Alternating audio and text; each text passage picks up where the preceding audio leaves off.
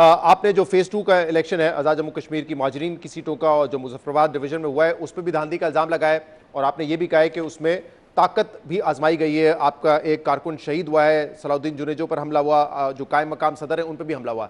लेकिन राना सनाउल्लाह ने अब से कुछ देर पहले कहा है कि ये कश्मीर की तारीख के साफ और शफाफ और सबसे ज़्यादा पुरअमन इलेक्शन रहे। देखिए सिराज भाई, सबसे पहला तो मैं समझता हूँ कि जो आज़ाद कश्मीर है, इन लोगों को अंदाज़ा नहीं है कि उसकी अहमियत क्या है।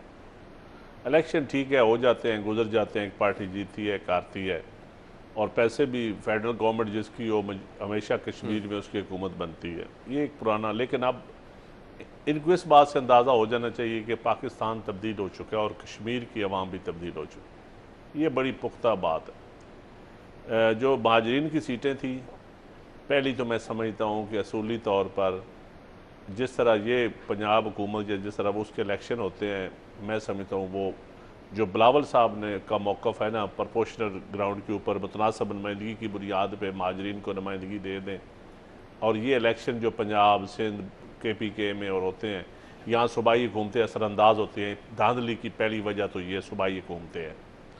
दूसरी वजह, इन्होंने बीरपुर में इलेक्शन हुआ, अब पोलिंग स्टेशन पे कहते हैं जी कत्लो गारत, पोलिंग स्टेशन पे कत्ल हुए बंदे अपनी मर्ज़ी से। देखें, एक पार्टी अवाम बाइकाट करके बैठी है, दूसरी PTI बाइकाट करके बैठी है। पीपल्स पार्टी ने इनको, ये तो एंटर भी नहीं हो सकते थे कश्मीर में अगर पीपल्स पार्टी जोर ना लगाती, चेयरमैन बिलावल जाकर कश्मीर में ना बैठते, तो नून लीग तो एंटर नहीं हो सकती। लोग आज भी देख रहे हैं ना, कहते हैं पुरअमन तरीन इलेक्शन है। कितने लोग कत्ल हो रहे हैं, क्यों? सियासत के पीछे कत्ल हो रहे हैं ना, और वो इनको नजर नहीं आते। उनमें पीपल्स पार्टी के लोग भी हैं, उनमें मुस्लिम लीग आज के जो भी वाकयात होंगे। हुए वाकई ये हादसात हुए क्योंकि राना सनाउल्लाह ने कहा है कि एक गोली भी नहीं चली है उसमें। मैं समझता हूँ कि ये राना साहब अब सीनियर आदमी हैं। मैं कहता हूँ अल्लाह ताला झूठ ना किसी से बुलवाए, और अवाम TV पे बैठ के सारी दुनिया ने कश्मीर देखा है, टर्न आउट भी देखा हुआ है। आज मुजफ्फराबाद में सारे दिन से फसादात हो रहे हैं, सारे दिन से। और फिर जो हैं अपना LA 27 में पोलिंग, हमारे बाज़ल नकवी साहब के पोलिंग में 3 यूनियन काउंसिल पे 11 बजे तक ना स्टाफ पहुंचा ना पोलिंग का, 3 यूनियन काउंसिल्स में। फिर इलेक्शन कमीशन को हमने शिकायत की जब, तो उन्होंने कहा जी हम 2 दिन बाद वो रख देते हैं, वो नहीं पहुंच सके जी। और भाई 1 दिन पहले पहुंचने होते हैं। अच्छा, फिर उसके बाद LA 28 में इलेक्शन मुलतवी कर दिया इन्होंने, जहाँ हमारे जावेद साहब हैं जी। फिर हमारा एक्टिंग प्रेसिडेंट है, स्पीकर AJ के चौधरी लतीफ़ अकबर साहब, बुजुर्ग आदमी हैं जी, पीपल्स पार्टी के बड़े। उन्होंने तो राना सनाउल्लाह और अमीर मुकाम पे इल्जाम लगाया अपने ऊपर हमला होने का। उसके ऊपर हमला भी हुआ, फिर उसका बंदा मुश्ताक कहते हैं जी धक्का दिया। कुछ चीज़ें ऐसी है ना नदीम साहब, जैसे मिसाल के तौर पे आप कहते हैं कि महाजरीन की सीटों पे इलेक्शन नहीं होना चाहिए, नुमाइंदगी से उनको शामिल कर लेना चाहिए। तो वो राना साहब ने जो स्टेटमेंट दी ना कि 11 सीटें तो हमारी जेब में हैं, वहां से धांधली शुरू हुई, वहां से कश्मीर में फसादात शुरू हो गए। जोर क्यों नहीं दिया इलेक्शन से पहले? फिर जब फेज वाइज करने की बात आई तो भी आप लोगों ने एतराज किया, लेकिन फिर मान लिया। अब देखिए अगर फेज वाइज इलेक्शन इंडिया में होता है देखें तो उसमें नतीजा ऐसा नहीं होता पहले फेज के बाद नतीजा आ जाए, यहाँ तो पहले फेज के बाद नतीजा भी आ जाता है सामने। देखिए हम जोर जरूर देते ज्यादा, अगर जैक ना उस मौके पे आ जाती, फिर पीपल्स पार्टी और जैक का मौकफ एक होता तो ये कहते जी पीपल्स पार्टी करवा रही है। अब जैक तो अवाम है ना, अवामी एक्शन, अवाम के लोग हैं, उनका मुतालबा था। हम सिर्फ इस वजह से कि पाकिस्तान के ऊपर क्वेश्चन मार्क ना उठे, सवालिया निशान ना उठे कोई हमारी रियासत के ऊपर, हमने इस बात पे कहा कि इसका हल दिया। पीपल्स पार्टी तो हर मसले का हल देती है। अब ये हर सूरत इक़्तिदार लेना चाहते हैं, यार कश्मीर के इक़्तिदार से क्या इनकी हो जाएगी। तो आपने ये कहा कि हम तो दूसरे फेज के हवाले से भी सोच रहे थे कि बाइकआउट करें, और बिलावल भुट्टो ज़रदारी ने तो कहा था कि अगर बाइकआउट, बिलावल ने कहा था कि अगर दूसरे फेज में भी धांधली हुई तो फिर उल्टी गिनती शुरू हो जाएगी वफाकी हुकूमत की। तो क्या मामला यहाँ जा रहा है, तीसरे फेज में आप बाइकआउट करेंगे? अभी देखें, इन्होंने फेजेस में इलेक्शन कराया, बिलावल साहब से हुकूमत की कमिटमेंट थी और कि ये इलेक्शन हम जो फेजेस वाइज करा रहे हैं, ये सिक्योरिटी हम नहीं दे सकते सारे डिवीजन्स को जी, तो हमें फेजेस में करवाने दें। हमारा मौक़िफ़ था कि आप धांधली करेंगे, एक डिवीजन में आप मैनेज करेंगे, फिर उस डिवीजन का असर दूसरे डिवीजन पे पड़ेगा, फिर दूसरे का असर तीसरे पे पड़ेगा, और आप उन्होंने कहा जी अमन अमान हमारे ज़िम्मे है। हमने कहा आप अमन अमान ज़िम्मे ले लें, बेशक 3 फेजेस में करवा लें, लेकिन अमन तो खराब हो गया। तीसरे फेज में बाइकआउट करेंगे नहीं करेंगे अब? अभी ये पार्टी फैसला करेगी। ये मैं आपकी क्या राय है वैसे?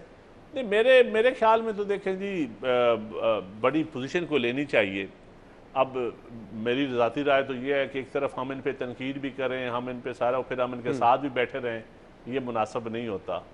हमने सियासत को ठीक करना है या उस गलत सिस्टम से अलग हो जाना है, ये मेरी ज़ाती राय तो है। और इन हालात का क्या असर पड़ेगा वफाकी हुकूमत पे, या इलेक्शन खत्म हो जाएगा और आप दोनों फिर एक साथ ही ट्रेजरी बेंचेस पे आराम से बैठे रहेंगे? बिलावल साहब ने जो स्पीच की है उसके बाद अब मैं तो उसको सेकंड ही करूंगा, मैं उसको रद्द तो नहीं कर सकता अपने चेयरमैन की। मतलब उल्टी गिनती शुरू हो जाएगी? मेरे ख्याल में होगी। तो ट्रेजरी बेंचेस से बाहर आ सकती है पीपल्स पार्टी? देखें, अब हमारा अगला टारगेट है मेन, क्योंकि कश्मीर में अमन और अमान। कहा जाता है आप दोनों जमानत है एक दूसरे की इस सिस्टम की। सर नहीं, पीपल पार्टी की जमानत नहीं। पीपल पार्टी को तो इन्होंने पिछले 40 सालों से हमेशा रगड़ा है। ये सिस्टम के बेनिफिशरी हैं। इस्लामी जमहूरी इत्तेहाद का इलेक्शन हो या उसके बाद के इलेक्शन हो, आरओज के इलेक्शन हो, उस आरटीएस के इलेक्शन हो। इस सिस्टम के तो आप भी बेनिफिशरी हैं। 2 आपकी सूबाई हुकूमतें हैं, जीबी में हुकूमत है, सदर मुमलिकत आपके, 2 गवर्नर आपके, और क्या चाहिए आपको? इतना तो शायद नून लीग को भी नहीं मिला। नहीं देखें, अच्छा ये आप कहते हैं कि नून लीग वफाकी हुकूमत, पंजाब हुकूमत भी ले ले, आज ड्राइविंग सीट पर बैठ के उसको कुछ नहीं मिला। अगर आपकी ये राय वफाकी हुकूमत तो सरदर्द है ना इस वक्त, सूबे तो आपको 2 मिले हुए। अगर वफाक सरदर्द है तो छोड़ दे।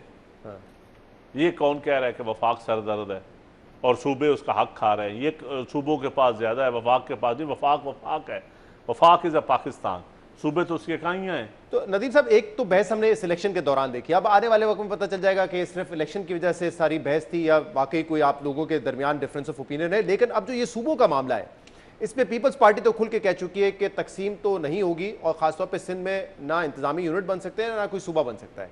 लेकिन आप ऑब्वियसली पंजाब को रिप्रेजेंट करते हैं, आपको क्या लगता है कि क्या, एक तो बहस ये है ना कि मोहसिन नकवी साहब ने ये बात की है और इस वक्त क्यों की है, लेकिन एक बात ये है कि क्या वाकई मुल्क का जो सिस्टम है वो फेल हो चुका है और उसको बेहतर करने की जरूरत है? देखिए, सिस्टम तो बिल्कुल कोलैप्स है जी, इसमें कोई शक नहीं। लेकिन क्या ये सिर्फ सियासतदानों की वजह से कोलैप्स है या इसमें सारे सोसाइटी के सेगमेंट शामिल है? अब मैं मोहसिन नकवी साहब की बात से इतफाक करता हूँ कि ये सिस्टम डिलीवर नहीं कर रहा। एक तो वो कैबिनेट मेंबर है, उनको कैबिनेट के अंदर ये चीज़ डिस्कस करनी चाहिए थी। ख्वाजा साहब ने ट्वीट में कहा कभी कभी आते हैं वो वैसे। अच्छा नहीं, ये दूसरा जो उनके साथ बैठे थे ना स्टेज पे, वो सारे सिस्टम 40 साल सिस्टम के बेनिफिशियरी बैठे थे, जो कारोबारी लोग थे वहां पर, सारे बेनिफिशियरी हैं और कानूनदान। कभी वही गौर एजाज साहब, हमारी हुकूमत होती थी तो तब फिर भी फ्रंट सीट, इमरान खान की हुकूमत फिर भी फ्रंट सीट, एप्टमा की मद में अब नून लीग की हुकूमत फिर फ्रंट सीट, हाउसिंग सोसाइटियों वाले सारे बेनिफिशियरी। इस मुल्क में जितने कारोबारी जो रियासती कारोबारी हैं, एक है आम कारोबारी जिसका हुकूमतों से तल्लक नहीं होता, एक है रियासती कारोबारी जो हाउसिंग सोसाइटियों वाले हैं, जो प्राइवेटाइजेशन में अच्छे इदारे ले लेते हैं, जो जिनको रियासत बड़ा पुश करती है, जो मीटिंग्स करते हैं कभी फील्ड मार्शल के साथ, कभी प्राइम मिनिस्टर के साथ, जिनको मतलब बड़ा जिनकी सुनी जाती है, जिनको बैंक आप प्राइवेटाइज करें तो उनको देते हैं, खाद फैक्ट्रियां प्राइवेटाइज करें तो उनको देते हैं, पीआईए प्राइवेटाइज करें तो उनको देते हैं, हाउसिंग सोसाइटियों के एनओसी उनको बड़े आसान बात काबीना में करनी चाहिए थी, पार्लियामेंट में करनी चाहिए थी। अगर वो कहते हैं जी कि हमारे बिजनेस में सीटें दें, कौमी असम्बली, सूबाई असम्बली सीटें दें। अब 85 के बाद, भुट्टो साहब के बाद, अब तो असम्बलियों में वैसे ही कारोबारी आ गए। तो आप देख लें मेजॉरिटी ठेकेदारों की है। सही है। तो सारे वो, आप तो सीमेंट कैबिनेट में भी चले जाएं, सीमेंट कार्टेल का नुमाइंदा अलहदा बैठा होता है, शुगर कार्टेल का बंदा अलहदा बैठा होता है, टेक्सटाइल का तो एप्टमा का अलहदा बैठा होता है। और लेकिन जिनके बेचारों का, जिनकी हुकूमत जिनके साथ नहीं थी, वो यूनिट तो अगर आप भी कहते हैं कि सिस्टम फेल हो चुका है तो फिर क्या करें? मैं तो कहता हूं इस सिस्टम को सियासतदान ठीक करेंगे, मतलब यही पार्लियामानी निजाम ठीक करेगा। अच्छा, इनको पार्लियामानी निजाम, लेकिन फ्री एंड फेयर इलेक्शन के बाद पार्लियामानी निजाम ठीक करेगा। बुनियाद है free and fair election, rule of law, जिसका काम है उसी को साजे। और इसके लिए क्या मेरा करने की काम जरूरत है? नहीं, एक दूसरे का काम, अपनी अपनी जो आईनी हदें हैं उसके अंदर रह के काम करें, फिर सिस्टम ठीक हो जाएगा। मतलब जो माजी में नहीं, लेकिन जो आज पाकिस्तान तहरीक इंसाफ का मौकिफ है, जो आज पाकिस्तान तहरीक इंसाफ का देखिए, मौकिफ है, पाकिस्तान तहरीक इंसाफ का मौकिफ नहीं, ये पीपल्स पार्टी का पहले मौकिफ है।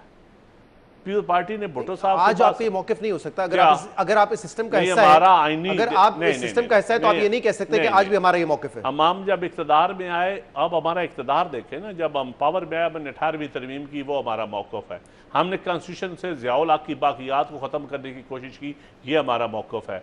हमने जुडिशियल एक्टिविज्म को खत्म करने की कोशिश की। नदीम साहब, हमारा इसीलिए मैंने मौका। कहा कि आज आप ये नहीं कह सकते। मैं ये आज कह रहा हूं भी आप हम कभी यही भी कह ये रहे नहीं हैं। कह सकते। मैं पार्टी कह रहा का हूं, सेक्रेटरी- आज आप देखिए नून लीग पे आप धांधली का इल्जाम लगाते हैं, फॉर्म 47 होने का इल्जाम लगाते हैं, लेकिन आपके सदर उनसे वोट भी लेते हैं। फिर मतलब आप इस पार्लियामेंट को जाली भी देखिए- कहते हैं, लेकिन आप इस पार्लियामेंट से मुस्तफीद भी देखिए, होते हैं। वोट तो एक निज़ाम है, इस आइन के तहत वोट MP MNAs के लेने हैं। ये तो नहीं कि हमने वोट को असेंबली से बाहर से लेने हैं। अब अंदर जो बैठेगा सिस्टम के अंदर वही वोट देगा, वही मुकाबला क्या करेगा। मुल्क में मजीद यूनिट्स बनने चाहिए, इंतजामी यूनिट्स या सूबे बनने चाहिए? देखिए, पहले तो पार्टी की राय ना दे तो अपनी राय दे देखिए, दें। डिबेट होनी चाहिए कि मुल्क सियासतदानों ने चलाना है या किसी और ने चलाना सही है। है। डिबेट नंबर 1 तो ये है। चाहे जितने भी सूबे 4 हो 8 हो, लेकिन फैसला करने अगर किसे चलाना है। सियासतदानों ने चलाना है तो फिर सियासतदानों को राइट दें कि वो सूबे बनाना चाहें तो खुल के बनाएं, नहीं बनाना चाहें तो फिर भी अवाम के अंदर डिबेट, पार्लियामान के अंदर, मीडिया के अंदर, ये सियासतदानों का काम सही है। है। अगर किसी और ने मुल्क चलाना है तो फिर वो उनकी मर्जी। मोहसिन नकवी, अलीम खान, मुस्तफा कमाल को आप सियासतदान नहीं समझते वैसे? क्या नहीं, मैं सबको सियासतदान जो असेंबली में आ जाता है सियासतदान समझता हूँ। कौन कैसे आता है ये एक अलग बात है। सही है। तो मतलब आपको वाज़ेह है कि क्योंकि जब देखें इसमें कोई ढकी छुपी बात नहीं, जब ये तीनों हजरात बात करते हैं तो ये अपनी राय नहीं दे रहे, ये सोच देखें- किसी और की और पैगाम कहीं और से। देखें, अब इस वक्त मौजूदा हालात में ना जी, मैं ये आप बात वैसी पब्लिक को सामने पता चल गई, इसमें मैं और आप क्या करें। पब्लिक बड़ी समझदार है, पब्लिक को पता है कौन कहाँ से बोल रहा है।